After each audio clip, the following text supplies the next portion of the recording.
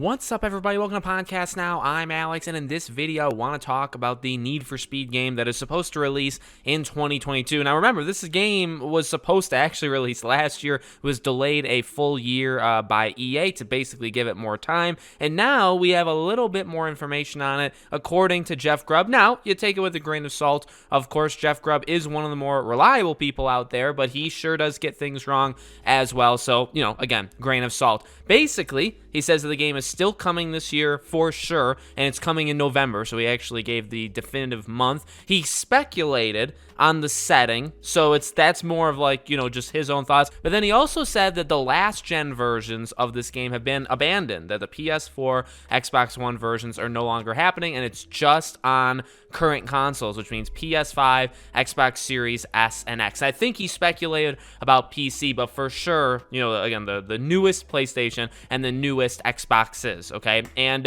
again, this is a big deal because EA, when they did the delay, okay, when they did it, they said out loud that the game was still going to be coming to these consoles, and then they said the console names out loud, and PS4 and Xbox One were one of them. So, look, I'm not massively opposed to having games only on next gen, but I am opposed to when you make a promise and you say, okay, here's the game, or here's the consoles this game is going to come out on, and then you drop those. That's a really big deal. That's not going to go over well with honestly anybody, and the longer they let this wait, now I honestly would imagine like an EA Play in June kind of thing is when we would normally get it, but I believe they officially confirmed there is no EA Play in June, so we'll see, when the next EA event, I guess, is going to take place, or if they maybe just do things for individual games like they're doing for the Dead Space remake, right? Maybe they do that for Need for Speed, and they do like a 20-minute presentation, show the game,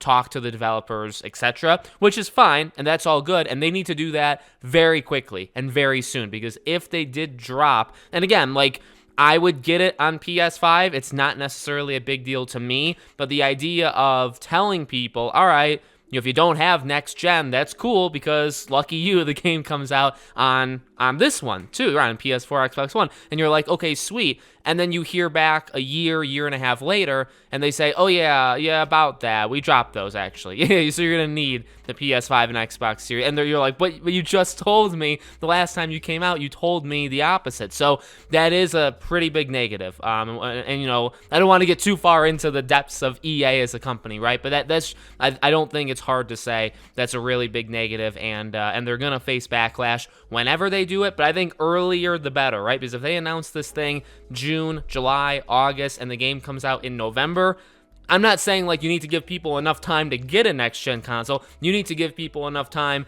to kind of process, oh shoot, they changed it. And I think the earlier you do that, the better it would be for you. Even though it's going to be bad no matter what, it'll be less bad if you do it earlier. So again, it is just speculation. Maybe he's wrong, and maybe a different studio is working on last gen, right? Because we don't exactly have nailed down who specifically is working on this. So, he could be wrong, and we'll have to see if EA confirms something, in the near future. Let me know what you think. Make sure you guys are subscribed, bell icon turned on. If you want to follow me anywhere else, all my social media is in the description below, and I hope to see you guys on the next video.